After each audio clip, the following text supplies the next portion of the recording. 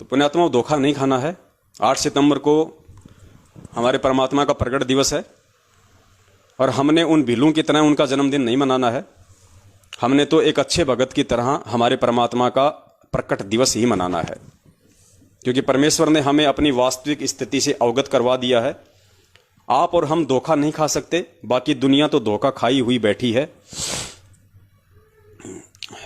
उसके बाद आप जो एक छोटा सा परमपिता परमेश्वर सतगुरु रामपाल जी महाराज जी का सत्संग सुनाते हैं, जिससे हमें दृढ़ता मिलेगी कि वास्तव में हमारे परमात्मा किसी माँ के गर्भ से नहीं आते।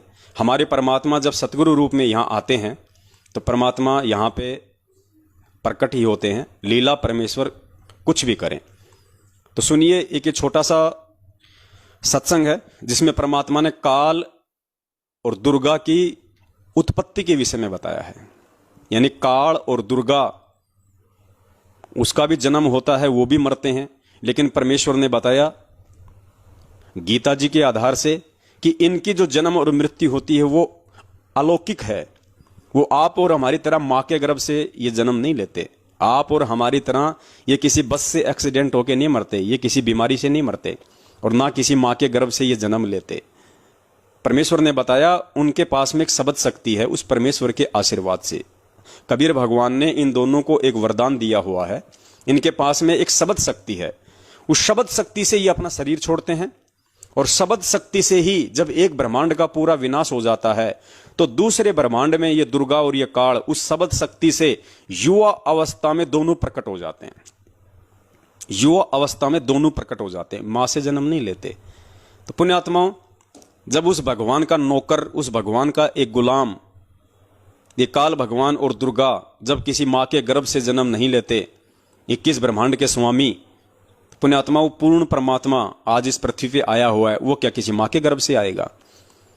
अरे अगर पूर्ण परमात्मा भी नहीं मानते हो और यदि उस कबीर परमात्मा का भेजा हुआ कोई संत मानते हो, संत रामपाल जी महाराज जी को, तो उस कबीर भगवान का नौकर यदि किसी मां के गर्भ से जन्म नहीं लेता वो काल, तो उस कबीर परमात्मा का भेजा हुआ संत जो उस काल के जाल से उनकी आत्माओं को छुड़वा के ले जाएगा, तो जाहिर सी बात है वो काल से तो ज्यादा शक्तिशाली होगा जो काल के जाल से उन आत्माओं को छुड़वाएगा। तो उस परमात्मा का भेजा हुआ संत कैसे किसी मां के गर्भ से आएगा? जब काल शब्द शक्ति से प्रकट हो सकता है, दुर्गा शब्द शक्ति से नया शरीर बना सकती है, तो उस परमेश्वर का भेजा हुआ संत भी क्या वो शब्द शक्ति नहीं होगी उसके पास? उसके पास तो काल से भी ज्यादा शक्तियां होंगी जो उसके जाल से उस परमेश्वर की आत्माओं को छुड़ा के लेके जाएगा।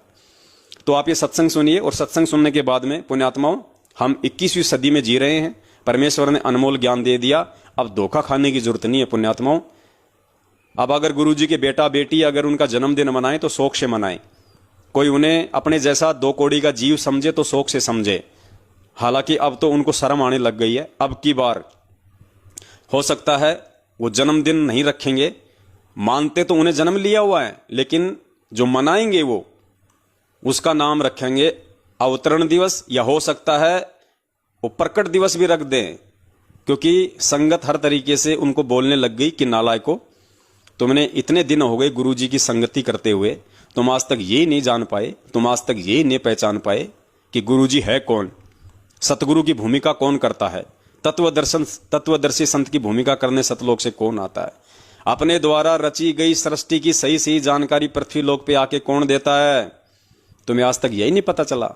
और तुमने उस अविनाशी परमात्मा का जो सतगुरु रामपाल जी महाराज जी के रूप में धरती पे प्रकट हैं, तुमने उनका जन्मदिन मना दिया और हम जैसे मूर्खों को मूर्ख बना के हमसे मनवा दिया। तुम तो नरक में जाओगे जाओगे, हमें क्यों ले जा रहे हो? तो अब इनको शर्म आने लग गई है। हो सकता है अब की बार 8 सितंबर से पहले ये जो पोस्टर या वीडियो बनाएंगे, हो सकता है ये लोग उसका नाम रख दें सतगुरु अवतरण दिवस या सतगुरु प्रकट दिवस, और रख देंगे तो हमारे लिए तो बड़ी खुशी की बात है कि परमेश्वर ने जो है वो सत्य की जीत करवाई। परमात्मा ने अपने सत्सेवक बच्चों की जो मेहनत है उसको सफल बनाया। हम तो यही चाहते हैं कि सभी लोग सच्चाई के रास्ते पे आ जाएं, किसी भी तरीके से आए। तो सुनिए परमात्मा का ये सत्संग और विचार कीजिए। जब उस परमेश्वर के नौकर किसी मां के गर्भ से जन्म नहीं लेते हैं, शब्द शक्ति से स्वयं ही वो प्रकट होते हैं, तो परमेश्वर जब इस पृथ्वीलोक पे आएंगे तो क्या किसी मां के गर्भ से जन्म लेके आएंगे? उसके बाद पुण्यात्मा विचार करना कि गुरुदेव कौन है। ब्रह्मा जी के 50 वर्ष पूरे हो चुके हैं, 51वां चल रहा है, वो 51वें।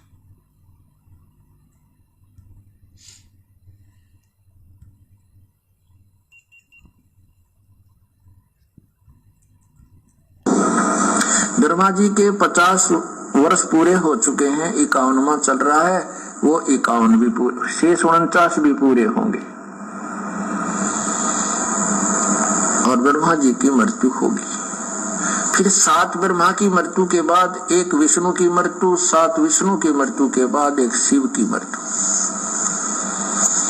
ऐसे 70,000 बार ये इनकी जन्म मृत्यु एक होलेगी, किसकी? शिव की। तो उसमें 49,000 बार तो विष्णु मर चुका होगा और 49 को 7 से गुणा कर लो, 3 अरब कुछ 63 बार जो है जो ब्रह्मा मर चुका होगा। तब एक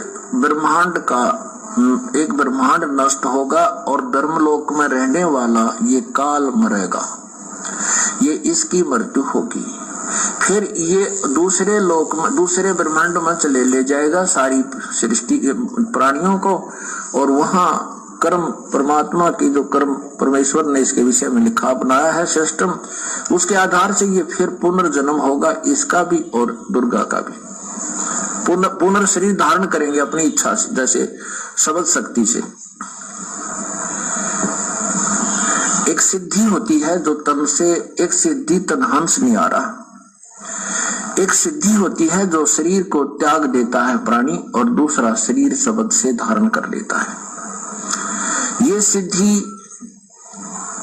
शरीर त्याग देने की तो अन्यों में भी आ जाती है, लेकिन स्वयं दूसरा शरीर धारण करने की सिद्धि बहुत कम होती है। तो वो उनमें से एक इस ब्रह्मा को, इस काल को और दुर्गा को प्राप्त है।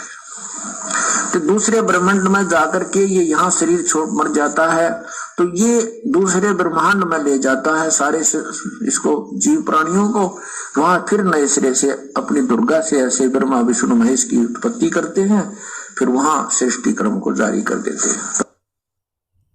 तो पुण्यात्माओं, ये सत्संग जो हमें परमपिता परमेश्वर जी ने रातों को जाग जाग के सुनाए थे, आज इन सत्संगों के मर्म को, इन सत्संगों के निष्कर्ष को आज हमने समझना पड़ेगा, और हमने ये सत्संग अपने पूज्य गुरुदेव जी के ऊपर एप्लीकेबल करने पड़ेंगे, अपने जीवन के ऊपर एप्लीकेबल करने पड़ेंगे। क्योंकि सत्संग सुनना एक अलग चीज है, सत्संग के निष्कर्ष को जानना, रहस्य को जानना, उसके तत्व को जानना एक दूसरी चीज है।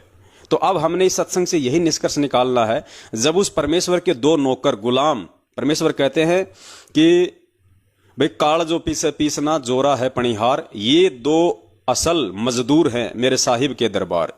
ये तो उस परमात्मा के मजदूर हैं, नौकर हैं। तो पुण्यात्माओं, जब उस परमेश्वर के नौकर किसी माँ के गर्भ से जन्म नहीं लेते हैं और उनके पास में एक सिद्धि है दोबारा से शरीर धारण करने की, प्रकट होने की, तो सोचिए आज हमारे पूज्य गुरुदेव जो कि स्वयं पूर्ण ब्रह्म परमेश्वर हैं, जिन्होंने इस काल और दुर्गा को वो शब्द शक्ति दी, तो क्या वो परमात्मा किसी माँ के गर्भ से जन्म लेके आएगा? क्या परमात्मा जेर में लिपट के आप और हमारी तरह आएगा? क्या परमात्मा एक मानुष की तरह से आएगा? और जो स्वयं जो माँ के गर्भ से जेर में लिपट के, उस गंदगी में लिपट के 9 महीने माँ के पेट में वो गर्भ भोग के आएगा, तो सोचो पुण्यात्माओं, ऐसा प्राणी आप और हमें कैसे यहां से मुक्त कर सकता है? क्योंकि माँ के गर्भ में 9 महीने नरक भोग के वही प्राणी उस विधि से बाहर आएगा जिस विधि से आप और हम आते हैं, जिसका इस पृथ्वी लोक पे उस आत्मा के साथ में, उस माँ के साथ में कोई ऋण संबंध होगा। और ऋण संबंधों में बंधा हुआ प्राणी हमें क्या मुक्त कराएगा? हमें मुक्त नहीं करा सकता। हमें तो वो मुक्त कराएगा जो सारे बंधनों से मुक्त है, जो सारे जो है ऋणों से मुक्त है। तो इस पृथ्वी पे वर्तमान में यदि ऐसी कोई भूमिका कोई निभा रहा है जो सारे बंधनों से मुक्त है, जो सारे ऋणों से मुक्त है, केवल और केवल परमपिता परमेश्वर सतगुरु रामपाल जी महाराज जी हैं। इस प्रकार हमने ज्ञान आधार से गुरुदेव के सत्संगों को आधार बना के और बहुत ही चिंतन मनन करके, देखो हम भगत हैं, हमने पुण्यात्माओं जोश में होश नहीं खोना है, हमने जल्दबाजी में कोई डिसीजन नहीं लेना है। परमेश्वर ने हमारे को जज बनाया है, हमारे को परमेश्वर ने हंस की संज्ञा दी है, परमेश्वर ने हमारे को दुनिया का अनमोल पीएचडी वाला ज्ञान, तत्व ज्ञान करवा दिया है, उसके बाद हमने हर चीज को सोच समझ के, दोनों तरफ की बातों को देख के, क्योंकि जज वही होता है, वो चाहे 20 बार चाहे उनको कोर्ट में बुलाए, चाहे तारीखों पे तारीखें डाले, जब तक वो जज संतुष्ट नहीं हो जाता है दोनों पक्षों की बातें सुन के, उनकी गवाहियां सुन के, उनके वकीलों की दलीलें सुन के, जब तक वो जज सेटिस्फाई नहीं हो जाता है कि कौन दोषी है कौन निर्दोष है, तब तक वो अपना फैसला नहीं देता, और उसी को कहते हैं जज। तो परमेश्वर ने तो पुण्यात्माओं इस काल लोक के उन पीएचडी करके वो जज बनने वाले लोगों से भी हमारे को अव्वल दर्जे का ज्ञान दे दिया, विज्ञान दे दिया, हमारे को विशेष ज्ञान दे दिया, तत्व ज्ञान दे दिया। तो हमने कोई जल्दबाजी नहीं करनी है, ना हमने कोई घबराहट होनी चाहिए, ना हमारे अंदर किसी प्रकार का कोई राग द्वेष ईर्ष्या जलन होनी चाहिए, ना किसी प्रकार का मतलब कुछ नहीं होना चाहिए। अब हमें भगवान मिल गया, अब हमारे और भगवान के बीच का मैटर है, हमने किस प्रकार से रहना है, भगवान ने हमारे को कब और किस तरीके से यहां से लेके जाना है। हमने दूसरे के बहकाव में बिल्कुल नहीं आना है। साध संगति करो, भक्तों की संगति करो, मैनेजमेंट वालों की भी संगति करो। दास ने कभी मना नहीं किया कि इनसे बात ही मत करो, उनको भी समझाओ और उन्हें समझाने का उन्हें प्रयास करो। वो भी अपने भाई बहन है, वो भ्रमित हैं। अगर वो भ्रमित है और हम उन्हें नहीं समझाएंगे तो उन्हें उनकी समझ में कहां से आएगा। तो कोई दिक्कत नहीं, गुरुजी ने हमें एग्जाम्पल दे रखे हैं कि मेंटल हॉस्पिटल में जो डॉक्टर होता है ना, वो अपने किसी पेशेंट के द्वारा जो उसको गालियां निकाल देता है उससे नाराज नहीं होता है, क्योंकि डॉक्टर को पता है कि ये मेंटल है, ये पागल है, और पागल का तो काम ही होता है उल्टी सीधी बातें करना, गालियां निकालना। हो सकता है वो मार भी दे, क्योंकि मेंटल हॉस्पिटल में जो पागल होते हैं डॉक्टर की पिटाई भी कर देते हैं। तो इसी प्रकार पुण्यात्माओं, इस दुनिया में वो परमात्मा एक डॉक्टर की भूमिका निभा रहा है। दुनिया जो है वो पागल है, काल की भांग पी रखी है, तत्व ज्ञान से अपरिचित है, लेकिन परमेश्वर अपने मिशन से कभी पीछे नहीं हटते हैं। उन्हें पता है कि इन सब ने काल की भांग पी रखी, ये पागल हैं, ये मुझे गालियां भी निकालेंगे, ये मुझे मारेंगे भी, और वो दोनों काम हो रहे हैं उस परमात्मा के साथ। तो उसी परमेश्वर के पद चिन्हों पे चलते हुए जब परमेश्वर ने हमें ये सेवा दी है कि हमारे ही भगत भाई बहन आज पागल की भूमिका निभा रहे हैं, आज मेंटल की भूमिका निभा रहे हैं, खुद उनके शिष्य, उनके भगत पुण्यात्माओं, हमें उस परमात्मा ने वो बना दिया कंपाउंडर। उस डॉक्टर ने हमारे को भी कंपाउंडर बना दिया है, अपने सत्सेवक बच्चों को अपने ज्ञान से परिचित करवा के, अपने आध्यात्मिक इस ट्रीटमेंट से, इस इलाज से परिचित करवा के हमारे को भी छोटी मोटी कोई गोली दवाई देना और कोई मरहम पट्टी करना सिखा दिया है। तो हमने उस परमात्मा के द्वारा बताए गए इस आध्यात्मिक ज्ञान से, उनके सत्संगों के आधार से हमारे उन भ्रमित भगत भाई बहनों की, जो काल के द्वारा भ्रमित हैं, सतलोक आश्रम मैनेजमेंट हरियाणा के द्वारा भ्रमित हैं, जो हमें गालियां भी निकालते हैं, हमारे को लठों से भी मारते हैं, हमारे को धमकियां भी देते हैं, तो उन पागलों को, उन मेंटलों को हमने नादान समझ के, मूर्ख समझ के, आध्यात्मिक रूप से भोला बच्चा समझ के हमने उन पे मरहम पट्टी लगानी है। अब हमें तो उनकी स्थिति का पता है कि वो काल की भांग पी रखी है, गुरुदेव की उन्होंने मर्यादा तोड़ रखी है, उनके इतनी जल्दी समझ में नहीं आएगी। तो हो सकता है वो हमें गाली भी दें, हमारे को मारें भी, सारे काम वो कर भी रहे हैं। तो हमने धैर्य रखना है, क्योंकि डॉक्टर और कंपाउंडर मरीज पे हाथ नहीं उठाते, जो समझदार होते हैं उन्हें पता है कि ये किस दौर से गुजर रहे हैं। तो हमने बड़े प्यार से उनके सिर पे हाथ फेरते हुए, सिर पे हाथ फेरने का मतलब आशीर्वाद नहीं है। जैसे कोई ऊंट होता था पहले गांव में, और ऊंट जब चिंगर जाता था ना, जो किसान परिवार से हैं उनको तो अच्छे से पता होगा, ऊंट जब चिंगर जाता था तो ऊंट को यूं क्या करते थे हम। तो हमने यही समझना है, सतलोक आश्रम मैनेजमेंट हरियाणा के पीछे लगे हुए भाई बहनों को हमने बड़े प्यार से इनको पुचकारना है, बड़े प्यार से इनके मोबाइल नंबरों पे हमने साध संगति की वीडियो भेजने हैं। ये एक बार डराएंगे, 2 बार डराएंगे, मेरे मोबाइल पे नहीं भेजेगा, मैं पुलिस में कंप्लेंट कर दूंगा, मैं साइबर में पता नहीं क्या क्या ये लोग नाम जान जाते हैं, मैं साइबर क्राइम में जाऊंगा, मैं फलाने क्राइम में जाऊंगा। अरे तू खुद कितना बड़ा जो है वो क्राइम कर रहा है इस काल भगवान के बहकावे में आके, मैनेजमेंट वालों के बहकावे में आके, तुझे खुद पता नहीं। तो इन्हें बड़े प्यार से हमने समझाना और हमने संदेश देना है। मस्तक लाग रही मारे गुरु चरण की दूर, मस्तक मारे गुरु चरण की दूर, मस्तक जब ये धूल चढ़ी मस्तक पे, जब ये धूल दुविधा हो गई दूर मारे गुरु चरणा की दूर